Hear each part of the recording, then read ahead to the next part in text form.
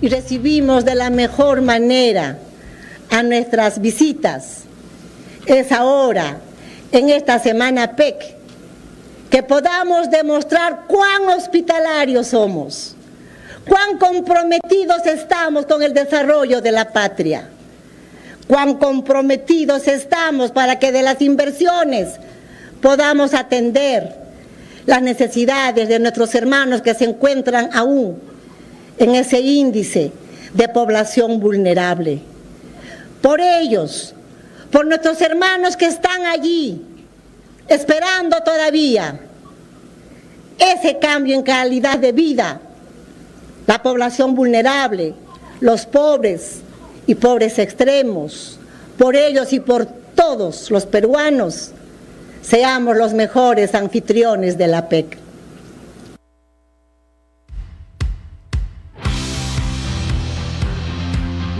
Bien, bueno, a ver, señor Galarreta, ¿cómo está usted? ¿Qué tal? Un gusto, Fabricio, y un gusto estar aquí en BT Radio.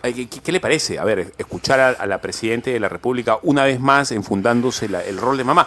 Debería hacerlo, ¿no? En un mundo ideal, nuestra Presidenta debería ser un poco como la mamá. No sé si la señora llega a esa estatura. A ver, cuéntame, por favor.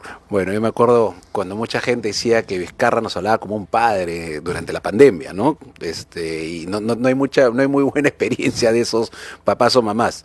A ver, y gracias por la invitación. Nosotros como partido tenemos claro que este es el gobierno que fue elegido para nosotros con todas estas situaciones que se quejó y Keiko Fujimori con Salazar. Encima fue un comunismo muy lumpe, ¿no? Ni siquiera es un comunismo ideológico, ¿no? Creo que el prófugo Cerrón es más ideológico que Castillo. Castillo fue algo que cayó por ahí de casualidad. Y entonces, librado eso, llegó la señora Boluarte.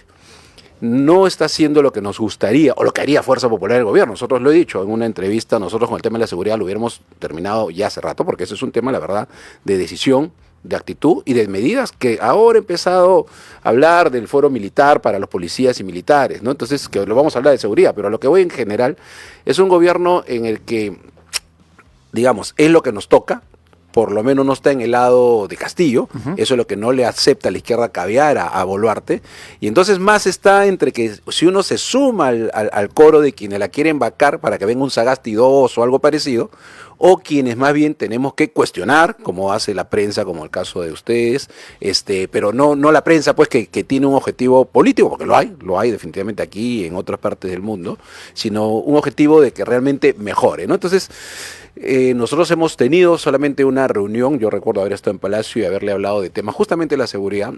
La respuesta hasta ahorita no es como esperamos, pero... ¿Qué es lo que ustedes esperan? ¿Cuál es la respuesta que hubiesen esperado? Nosotros, vamos a entrar al tema de seguridad, ¿ya? Y en el tema de seguridad, Fabricio, creo que hay mucha hipocresía y mucho discurso en otros lugares que veo, y muchos periodistas incluso que cuestionan con justa razón al ministro Santibáñez, porque además patina y hace cada cosa, pero nadie recuerda al ministro Basombrío ni a Gino Costa, que en su momento, Fabricio, y ojalá que algunos recuerden en Radio Betel, ellos hablaban, por ejemplo, de un escuadrón de la muerte. Un escuadrón de la muerte que se enfrentaba a criminales, sicarios, no estaba todavía, digamos, el Tren de Aragua y la pero ola. igual de temibles, el viejo Paco y todos los demás eran igual de temibles. Había temibles en Trujillo, habían temibles en el norte y acá en Lima, sí, claro, ¿no? Entonces, y además todos los venezolanos que han venido no son la gran mayoría gente decente, ¿no? Pero entonces, se enfrentaba a este grupo. Y hay una famosa frase que decía Hino Costa, que decía: no sabemos por qué no hay ningún herido, no hay ningún arrestado, siempre hay muertos y la policía sale sin ningún herido, que se hizo famoso además en redes cuando dijo esto Hino Costa, y después, claro, Basombrío dijo que había un escuadrón de la muerte. Para hacerla corta, este escuadrón de la muerte que hablaba el señor Basombrío era un grupo de valientes policías que se enfrentaban y a la hora del fuego cruzado pues morían todos eran, ojo, servicio de inteligencia. Exacto. Dirigido o sea, no había, lamentablemente y felizmente que no hubo esas bajas innecesarias o que uno no espera, como pasó con un niño hace muchos años, ¿no? Cuando luchamos contra el terrorismo, lamentable situación, pero acá no.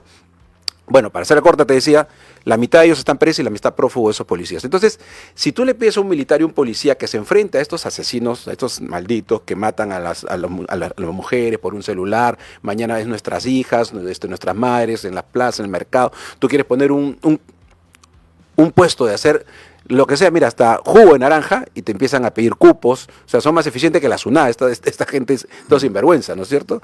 Entonces, ¿qué le vas a decir tú a un militar y un policía cuando han visto desfilar, por ejemplo, Lucho Gianpietri, gracias al Tribunal Constitucional de la señora Ledesma y el otro Eloy Espinosa, pegalón de mujeres, porque después nos hemos enterado de esas figuras pues, que siempre tienen pie de barro, que terminaron, Lucho Gianpietri, que es un héroe para mí, por ejemplo, el marino, que se enfrentó en el frontón como tenía que enfrentarse al terrorismo, no había otra forma lamentablemente, terminó yendo 2 veces al mes con su bastón en silla de ruedas viejo a firmar al Poder Judicial. Si los policías terminan la mitad presos, la mitad prófugos, pero no lo metan preso, los militares terminan a cada rato cuestionados por el tema de la embajada, por el tema del frontón, dime tú qué militar, pensando que tiene hijo, va a decir, bueno, yo tengo que defender a Lucho Galarreta y a Fabricio Cajadillo, entonces tengo que defender a su familia, pero ¿quién defiende a mi familia? ¿No? Entonces, esa es la primera forma de cambiar el chip. A ver, me ha soltado varios factos el ex congresista Luis Galarreta, actual congresista del Parlamento Andino, parlamentario andino, como se dice. A ver, una de las críticas que se ha hecho a esto, y lo han dicho varias personas, periodistas, han habido algunos opinantes por ahí, estamos regresando a las peores épocas del fujimorismo en términos de seguridad. Eso es lo que han dicho, ¿verdad? Sí. Se parece mucho al régimen de Alberto Fujimori con escuadrones, con Grupo Colina y con todo lo demás. Es decir, las Fuerzas Armadas organizadas subrepticiamente para matar delincuentes fuera de la ley. Dice, más o menos estamos caminando a eso con estas prerrogativas que el Congreso está anunciando y está aceptando. A ver, chicos de 16 años que cometan delitos graves se van a ir a prisión, los policías van a poder utilizar sus armas y van a ser tratados como con la presunción de inocencia. Jueces y fiscales que suelten a sujetos atrapados en flagrancia van a poder enfrentar temas administrativos y penales. A ver, y además algunas cosas más. Todo eso está configurando en los críticos al fujimorismo realmente críticas ácidas. ¿Cómo lo han recibido ustedes? Bueno, si viene del sector que liberaba terroristas o de IDL, que tiene abogados para terroristas, nosotros es un galardón. Porque no, y por eso te decía el doble discurso y la doble moral de un sector. Porque a partir de Paniagua para adelante se relajaron todos los temas contra el terrorismo, pero también se aplica en una situación que a algunos le han llamado terrorismo urbano, que no se ha aceptado en el Congreso, y es un tema de los señores congresistas, el término, pero hay una figura que es el que genera terror, el caso de estos de Tren de Aragua y todos estos. Entonces, para nosotros son críticas que digamos, van fuera de la realidad, Fabricio. ¿Por qué? Porque tú no puedes enfrentar el nivel de criminalidad que hay hoy día en el Perú con las normas que existían hasta este momento, que son las que se ha relajado después de la lucha contra el terrorismo. Ojo, nadie va a sustentar ni respaldar que un policía o un militar, fuera de su función normal, sea un asesino, un maltratador, agarra y saca un día en una fiesta y saca su pistola y dispara. Ese fulano tiene que ir preso, como tiene que ir cualquier sinvergüenza, porque él no está en el cumplimiento de su función. Pero en el cumplimiento de la función, Fabricio, nosotros no podemos pedirle, por eso te ponía el ejemplo de policías jóvenes o militares jóvenes. Por ejemplo, la señora Boluarte del gobierno, creo que ya lo entendió, declara estado de emergencia. No, y tú ves a los militares paraditos en los paraderos.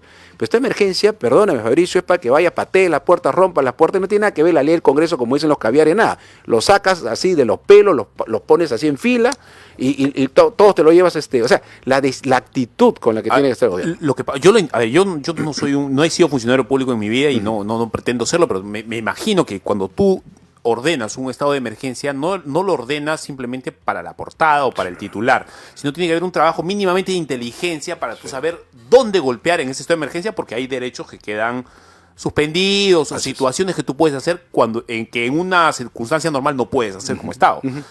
Parece que no hay nada de eso. Parece que lo han decidido simplemente porque la prensa molestaba mucho para que no molesten. Esa es una de las primeras críticas que hicimos en relación al estado de emergencia. Te dice qué es lo que es un estado de emergencia, cuántas garantías se suspenden, que no es lo ideal, pero es que no estamos en una situación normal, y eso es lo que quiero que se entienda. No es como el caso, y no estoy siendo peyorativo con los venezolanos, eso no es una migración, pues, o sea, eso es un éxodo. Es decir, si vamos a pensar que, bueno, las migraciones son positivas, y claro, el migrante aporta al país, encima tú no has invertido en educación, ya viene grande, y aporta al PBI, todo eso económicamente lo sabemos, pues este es un éxodo que te cae 1,5 millones formales, habrán 2 millones, de los cuales pues tú sacudes y queda gente que se ha sumado a un tema de delincuencia. Y entonces tú no puedes enfrentar, cuando tú tienes a un sicario peruano, de donde tú quieras, en TikTok grabando cómo dispara su pistola, y cuando tu policía nacional, para hacer prácticas, tiene que comprar sus balas. Entonces, tú no vas a enfrentarte con las reglas de juego. Ojo, yo hablo de reglas democráticas y constitucionales. Los detractores, que además encima metieron injustamente a Fujimori preso, porque acuérdense que Fujimori va por la famosa teoría de la autoría mediata, Sí. es decir, que él tenía que saber, no que él apretó un Es gatillo. un tinglado legal, ¿no es eso, la cierto? verdad, no sé cómo funcionó, pero en fin, Sí, bueno. claro, no, pero es que este es el Perú de los caviares que han gobernado cuando el señor Humala, con todo respeto, se le conocía o decían que podría ser el capitán Carlos, que sí estuvo en acción.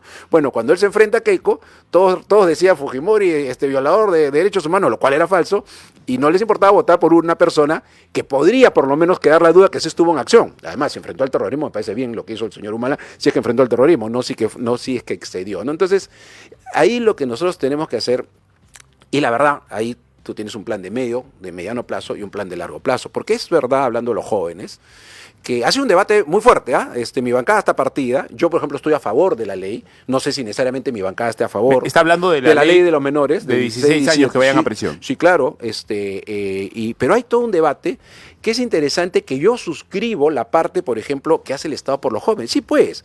Tú tienes jóvenes de 13, 12 años que llegan a su casa, ¿no es cierto? Vienen del colegio, la mamá trabaja o el papá trabaja, está solo con la abuela o es una familia disfuncional, y entonces ahí la iglesia, la municipalidad deben tener programas para que no baje oye, nos encontramos baja la cuadra, ¿no? Bajan la cuadra, se ponen a chupar, a fumar, y ahí viene un problema donde no hay pues una sociedad y un Estado que cuide a potenciales, o sea, no hay un trabajo para los niños, y ni siquiera hay un trabajo, Fabricio, por ejemplo, algo que le faltó en los 90, una vez aniquilados los terroristas como le tenía que hacer, por ejemplo, nadie pensó en los hijos de los terroristas, que no tienen la culpa, Sí, claro. y el Estado debió tal vez ir hacia ellos, un trabajo de psicológico, de apoyo social, de apoyo estudiantil. Ni siquiera nuestra policía y militares que murieron o cayeron o entraron presos por esta persecución, sus hijos, sabe Dios, si habrán estudiado en la universidad. Entonces, con esto hay un trabajo de mediano plazo que hay que hacerlo, y lo haremos si somos gobierno, por supuesto, pero el plazo inmediato es el que están matando a nuestros niños, a nuestros hijos, a nuestras mujeres, a nuestros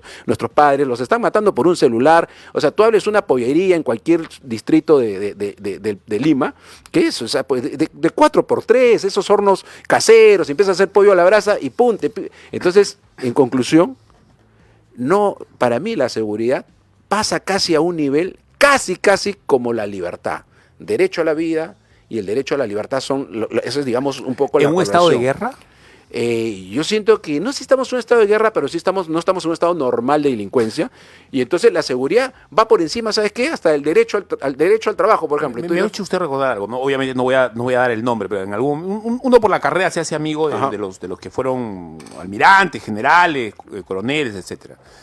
Y alguien así, varios, por lo menos 2 o 3 en diferentes circunstancias me dijeron: Fabricio, la verdad, lo que se sabe es poco, porque teníamos que hacer lo que tuvimos que hacer. O sea, en algún momento de la guerra fue tan cruenta contra ¿De la época del terrorismo? de la época del terrorismo, fue tan cruenta que si tenías que acabar con alguien tenías que hacerlo, porque era la guerra, era así. Yo haciendo un reportaje una vez en el Brain, me cuenta un muchacho que me dice: un día empezaron a llover cuerpos y caían en la selva. Entonces, a ver, ¿cuál es el límite para esto? ¿En qué momento el Estado va a decir: este es el límite con el que vamos a tratar con esta gente? A ver, ¿vamos a dispararle en qué circunstancias? Tenemos que tener GoPros, estoy volando, ¿verdad? Cámaras que graben exactamente desde que el tipo sale del local policial o del cuartel hasta que regrese. O sea, ¿qué vamos a tener que tener como Estado para delimitar hasta dónde tenemos que dispararle a alguien, en qué circunstancia, en la cabeza, en la pierna, decir algo antes? ¿Cómo lo ve usted? A ver, yo por ejemplo soy pro vida, ¿ok? Sí. Yo soy pro vida, por eso que estoy en contra del aborto, o sea, soy pro vida. Pero se lo pregunto porque ese es el tema en cuestión, pues. No sé, pero ojo, el hecho de que uno defienda la vida, y además hasta en los principios religiosos está que hay autoridad, ¿ya? Sí. Y que además tú debes defender a tu sociedad frente a algo que está yendo en contra de los principios de la sociedad. Entonces, ¿Cuál es el límite? Para mí el límite es el Estado de Derecho. ¿Ah? O sea, no es que uno ha violentado el Estado de Derecho. Tú me vas a decir, los jueces sin rostro, bueno, porque había normas, o sea, habían normas en ese momento. Otra cosa es que tú, sin que existan normas, te pases por encima. Yo te pongo un ejemplo, hablando de los jueces sin rostro, ¿ah? Ya, tú no rajas de la Fiscalía y del Poder Judicial, porque claro, hay, no todos, pero hay gente pues sinvergüenza, hay otros que sueltan, algunos le bajarán plata para que lo suelten. De estos delincuentes, pero perdóname, ponte una jueza, una señora jueza de 48 años, su hijita debe tener, ponte 8 años en el colegio, ¿no? Y a la jueza por debajo de la puerta entra un sobre, abre el sobre y está la foto de su hijita en el colegio, y tiene que sentenciar a uno de estos terrorífico. Malditos. ¿Qué va a hacer? Y no es corrupta, la jueza es una persona honesta, pero es su hija, ¿no? Entonces, uno no puede enfrentar la situación en la que tenemos pensando que es una migración normal y que no ha sido un éxodo.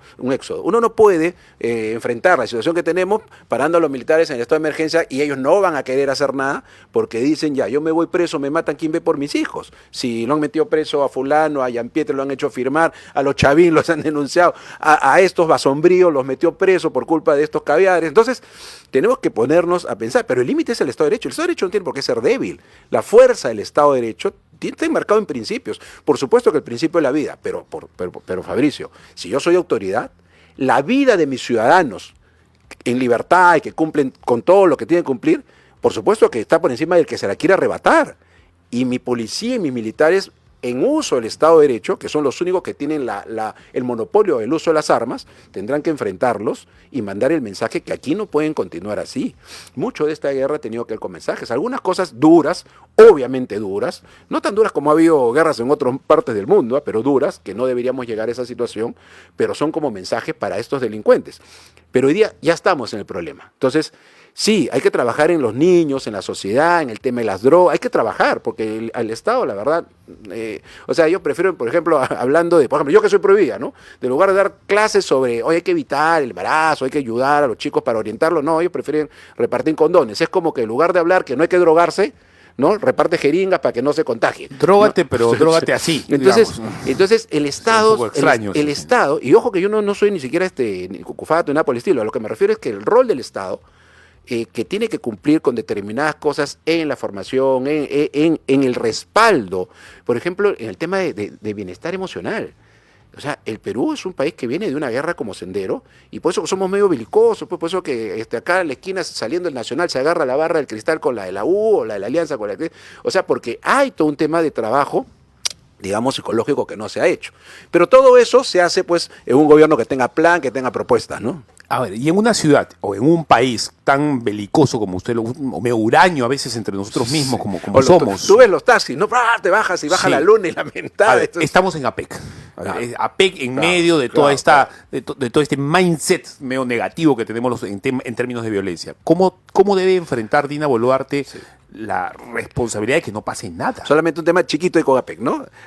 Al chino lo meten preso por enfrentar el terrorismo, pero Japón más bien por enfrentar el terrorismo hace que Perú ingrese a la PEC, porque Perú no iba a ingresar a la PEC por condiciones, porque no teníamos las condiciones. Ese episodio es espectacular. Por supuesto, es porque justamente el primer ministro japonés, a raíz de que Fujimori hace la liberación de la embajada, que al comienzo no quería, lo había mandado al diablo, hay una carta que ha publicado, que hay cosas, creo que ayer o anteayer a raíz de APEC, y entonces entramos a la PEC además por un exitoso de liberación de los rehenes en el caso de la Claro, embajada el primer ministro japonés, no me acuerdo el nombre, pero lo primero que hace cuando saluda a Alberto Fujimori, todavía habían liberado a los rehenes, estábamos en una celebración y todo, y el japonés le dice, ¿qué quieres que haga por ti? A ver, pídeme lo que tú quieras. Y la primera respuesta que Alberto Fujimori da es, quiero ingresar a PEC. Dalo por hecho, le responde. Y claro, Japón es una potencia, ¿no? Mira, y bueno, eso como anécdota. A ver, respondiendo un poco positiva, a la pregunta. pero claro, yendo al caso de la señora Boluarte, mira, lo primero que a mí yo espero que estén, digamos, a la altura de conseguir cosas positivas, que se hayan preparado para que ahora, pues no solamente es el puerto de Huaura, no de Chancay, no solamente es eso. Yo creo que hay una gran oportunidad de mostrarle al mundo que en el Perú todavía hay oportunidades de inversión. Yo no sé qué tanto saben de los niveles de seguridad. Tú sabes que hay inteligencia de todos estos países, potencias del mundo, que saben que acá la situación de inseguridad es complicada. Pues la situación de seguridad es para el que va a venir a vivir. Otra cosa es tener inversiones y traer acá cosas y exportar, ¿no? Que finalmente hay que aprovecharlas, ¿no? Yo esperaría, la verdad, que el gobierno, no me ilusiono mucho, pero que el gobierno pueda, frente a esta situación, después de la PEP, girar el timón, ¿no? Pero créeme que también siento que a veces no deja, ¿no? Me voy a poner un caso, ¿no? Nosotros creo que cometimos un error político y lo hemos declarado abiertamente, me refiero a Fuerza Popular, cuando éramos mayoría, de enfrentarnos a PPK. Primero porque nosotros estábamos con sangre en el ojo, sobre todo la gente que tenía digamos, dirigía en ese momento y fastidiado con justa razón por la campaña. Y PPK porque se rodeó de todos los antifujimoristas a rabiar, pues los no a Keiko. Entonces, en ambos lados no había muchos belicosos en ambos lados y no se tendió. Eso fue un error político, ¿ya? Pero eso no tiene nada que ver con delitos, eso fue un error político. ¿Pero qué se decía en ese momento? ¿Cómo es posible que el Congreso fastidie tanto al Ejecutivo, que no sé qué, no sé cuántito? Hoy día, Fabricio, ojo con el detalle, este es el Ejecutivo que mejor se lleva con el Congreso. Es increíble, ¿eh? Es todo lo que pidieron durante años, ¿ya? Que siempre el Congreso friega al Ejecutivo, que no lo deja trabajar Vizcarra, que no sé qué, no sé. Ahora se llevan muy bien. Quizá no sé si desde Alan, un poquito de Ollanta también, que se llevó medio bien, pero después ya fue horrible. No, con PPK, Vizcarra y todo lo que ha venido, pero todos se han llevado mal. Este se lleva bien, ¿no? Pero ahora la crítica es, oye, pero claro, porque dicen, no, pero es que no avanzan hacia donde quieren avanzar. ¿A dónde quieren avanzar? Porque, ojo, nosotros estamos hablando de despegue económico y seguridad, pero los que critican otras cosas. A ver, hablemos un poco ahora, entremos un poco en el detalle de las preguntas. No sé si sean incómodas, pero me quiero hacer algunas preguntas. Por supuesto, no.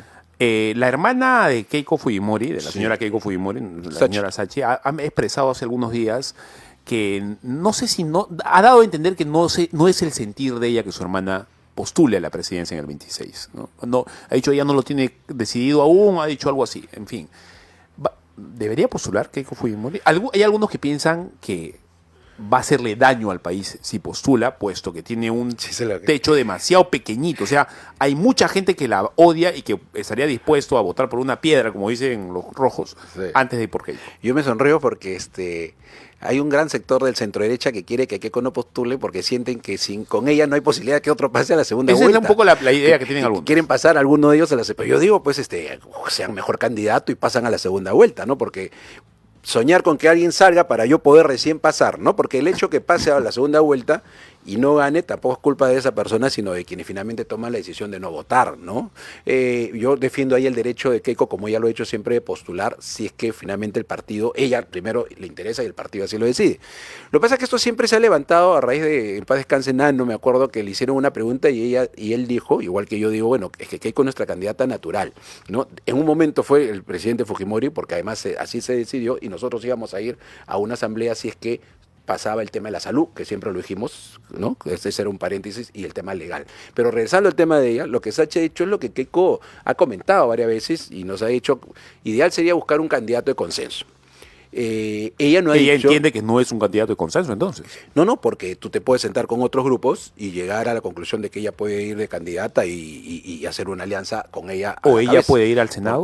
¿O puede mantenerse a un costado? Nosotros, frente al tema, es que primero es verdad que Keiko no es que haya decidido, pero lo que nosotros defendemos y nos negamos es a que le cierren el derecho de que quiera postular por cuarta, quinta, sexta, porque, perdóname, nunca lo he visto en otro país. No, es que eso no se puede hacer. O sea, tú no le puedes decir a nadie, te prohíbo que lo hagas. No, pero nunca lo he visto en otro país que digan, es que no debería postular porque perjudica. No, tú arma tu partido y si tienes un candidato mucho mejor, le va a ganar a Keiko y ganará a la primera, pasará a la segunda y le ganará al país, ¿no? Pero, entonces, no hay un tema de decisión. Después del fallecimiento de nuestro líder y fundador del fujimorismo, incluso nosotros estamos ahorita terminando de fortalecer el partido, estábamos terminando las inscripciones porque se acababan los plazos, pero la decisión de que si Keiko postula o no, eso se va a ver, todavía nos tenemos fácil 8 meses o un año.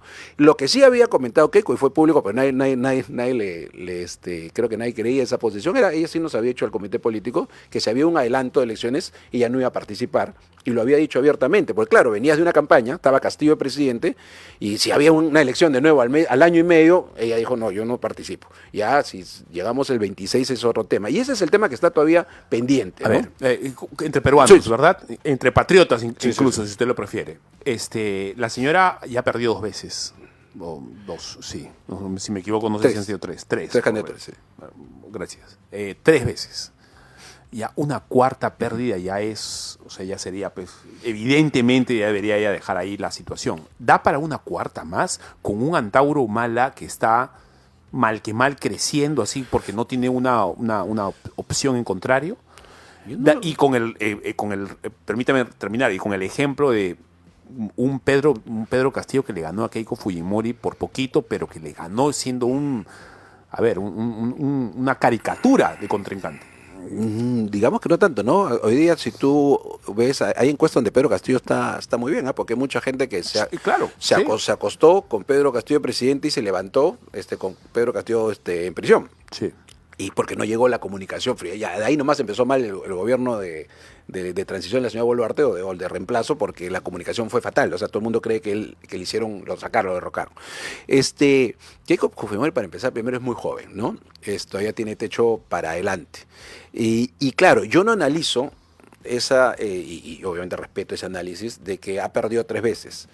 Cuando se enfrentó a Pedro Pablo Kuczynski, yo estaba con Keiko. Ahí recién yo ingreso a Fuerza Popular como un invitado todavía, porque yo me vuelvo recién dirigente en el 2019, el 2016, 17, 18, incluso cuando era presidente de Congreso yo era un invitado al partido. Ahora soy el partido inscrito y además felizmente inscrito, y ahora conozco mucho más a Keiko lo que lo conocía antes, o sea que sé de la extraordinaria persona que es. Pero en el 2016... Mira, si tú me pones a Trump, que ha ganado, felizmente para Estados Unidos y creo que para el mundo occidental y para el mundo de los principios occidentales, si lo pones aquí en una campaña donde le sacan 10 días antes, ¿no? La Colombiana y todo un grupo de medios de comunicación, el Grupo Comercio, por supuesto, ¿no? Que ella va a ser un narcoestado, viene Jorge Nieto de México especialmente a atacar sobre narcoestado y hacen todo confabulan. Entonces, para mí no es que ha perdido, para mí es que obviamente cualquier candidato frente a todo eso que tuvo, porque los medios, la gran mayoría se alineó a la derecha empresarial frente a la derecha popular, que es Fuerza Popular, y entonces yo creo que cualquier buen candidato, a los que hacen esa crítica con todo derecho, a cualquiera que ellos piensen, que le digan es un narcoestado, el avión de Joaquín, el avión de la DEA, que no sé qué, te tumbas la campaña. Así que yo no lo puedo analizar así como que viendo el resultado final de la OMPE, sino qué pasó en el momento. Con Castillo, a Keiko Fujimori le han hecho fotos con chaleco de tení, de marroquí, la metió presa 3 veces injustamente y a pesar de eso fue la que mejor, por lo menos entre los bajos, ¿no? Porque no fue mucha votación para la segunda vuelta, pero bueno, ahí sí es un error también más nuestro, todo caso, de la estructura, del tema de personero, porque el tema del fraude, como nosotros hablamos, es en mesa, o sea, es en lugares donde nuestros personeros no querían ir, eran de la zona, pero tenían miedo de ser personeros, te decían, claro, yo te mando el acta a Lima, pero yo vivo acá y acá me han amenazado a mi familia, a mis hijos, entonces no pudieron ser personeros. Entonces hay un flaga de votos fatal en el sur, ¿no? En algunas zonas, ¿no? Específicas. Entonces no puedo analizar que ha sido una situación normal donde tú dices, sí, pues, por ejemplo, con el presidente Humala, en la primera campaña, fue clarísimo. Fue claro, o sea, finalmente, además, Humala hizo una buena estrategia, se puso por lo blanco, ¿no? Todo el tema. Entonces hubo una estrategia interesante y Keiko recién estaba empezando. Pero en el 2016 y el 2019 yo no lo considero como, o sea, ha perdido oficialmente, pero mi análisis no lo puedo hacer así. A ver, no voy a entrar a polemizar, no es una polémica, eso es una entrevista. Solamente una pregunta. En el contexto mundial, en donde se están levantando figuras muy agresivas, quizá en el mejor sentido, a veces en el mal sentido, como Trump, como Milei, bueno, Bolsonaro en algún momento en Brasil, está Abascal en España, son perfiles que uno más o menos va entendiendo cómo están apareciendo los políticos que ganan, cómo son los que la gente quiere. Es muy hablantines, muy respondones, muy drásticos en sus afirmaciones, incluso a veces rozando con la malcriadez sin llegar a hacerlo, sabiéndose manejar, etc. No sé si Keiko es ese perfil. No sé si ese es el tipo de perfil que el votante que no es de izquierda quiere para el país. Le pregunto porque es más o menos lo que está ocurriendo en otros países. Sí, es parte de la análisis, además me parece muy válido, ¿no? Y también uno lo piensa, ¿no? Pero yo creo que, claro, si ya entras a cada detalle, por ejemplo, si te vas a Vox, te das cuenta que lo usan más bien para haber frenado el triunfo de Rajoy con el PP, Sí. porque Vox es muy radical. Ajá. Ojo, que no estoy diciendo que no me guste Vox, a mí hay cosas me gusta Vox a mí hay también. cosas que me gustan mucho de Vox, ¿no? Pero yo soy mucho más cercano al Partido Popular, además tenemos vínculos con el Partido Popular, pero o sea, digamos, todo lo que esté del centro para la derecha lo prefiero 1000 veces, ¿no? Y si hay una posición un poco más radical, pero por ejemplo no termina de convencer a España. Vox no pasa todavía de lo que es, a pesar de que Abascal puede ser muy firme en sus discursos. El caso del presidente Trump, que nuevamente digo que felizmente ganó, tienes que ver pues que lo del Biden, con todo respeto, el presidente Biden, pues la gestión de ellos es fatal, ¿no? Y así, uno va viendo. Yo no sé si en Perú se requiera... Hay un sector que sí, claro, pero ese sector, tú lo ves en una estrategia política, es un sector que entre una izquierda y una derecha va a poder votar según los estilos, ¿no? O sea, yo me acuerdo mucho que se habló incluso de la mano dura para el tema de delincuencia en la campaña de 2021, pero hubo otros temas adicionales. En su momento se verá tanto la precandidatura como también se verá finalmente la estrategia de la campaña, ¿no? El tema de la comunicación va a ser fundamental. El candidato o candidata que quiera ganar tiene que ser alguien que comunique bien, no correctamente, sino bien, efectivamente, que la gente no entienda, no solamente entienda, sino que se comprometa con el mensaje. Es difícil, ¿eh? Yo más allá del tema de la candidatura presidencial, y antes de terminar, yo te voy a hacer un análisis que se lo he hecho con algunos amigos de centro derecha, ¿no? Algún día, más adelante, porque siempre es así, van a poder darse cuenta de la importancia del rol de Keiko Fujimori y de Fuerza Popular, después que el presidente Fujimori no estaba. Te hablo de 2001, que fueron 3 congresistas, pero desde 2006 para adelante. Porque muchos creen que sacando al fujimorismo del escenario, algunos votos se van a poder ir hacia cualquier otro candidato de la derecha. Y eso no es verdad. Hay un sector importante del voto fujimorista que si no está un fujimorista, el voto se va a ir a la izquierda. Porque es un voto distinto, es un voto de sentimiento. El fujimorismo es un sentimiento, es un voto muy transversal. Claro, es un voto, el recuerdo del presidente entonces, que fue a mi pueblo y me solucionó el problema. Tú puedes problema. hablar, si quieres, un poco de Lima, Callao, incluso de Trujillo, pero ándate a Huamachuco, o sea... ¿Y por qué voy con este análisis?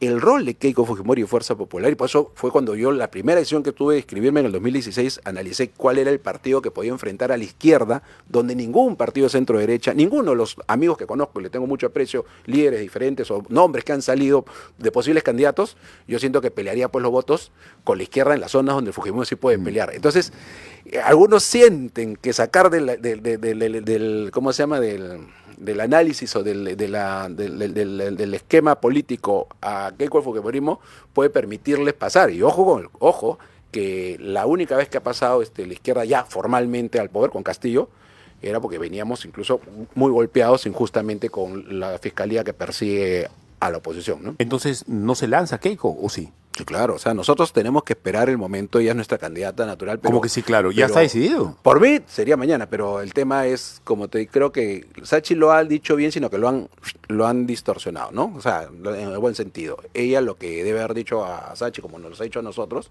es que ese tema no está definido. No es que no es que haya dicho, ya voy, no voy, porque además falta para eso. Y mientras tanto, sí es verdad que señaló, bueno, veamos si hay algún candidato también de consenso, o el Fujimori puede ser el candidato de consenso a la cabeza. Señor Galarreta, para terminar, ojo con el voto cristiano, ¿eh? 15% de la población son evangélicos hoy, lo que era impensable hace algunos años. Sí. Y ciertamente el voto cristiano, no sé si votamos en bloque los cristianos evangélicos, pero va a ser importante en las próximas elecciones. Seguramente va a ser importante. Bueno, yo sé que en bloque de un sector hacia este lado de todas maneras, ¿no? O sea, y es más. La idea es que todos los cristianos voten en bloque. Claro, ¿no? pero no vota por un mismo candidato. O sea, vota por un sector. Y en una segunda vuelta sí, ¿no? Pero justamente hablando de lo de por qué un Trump ha ganado, porque claro, la gestión Biden o sea, hizo una progresismo terrible.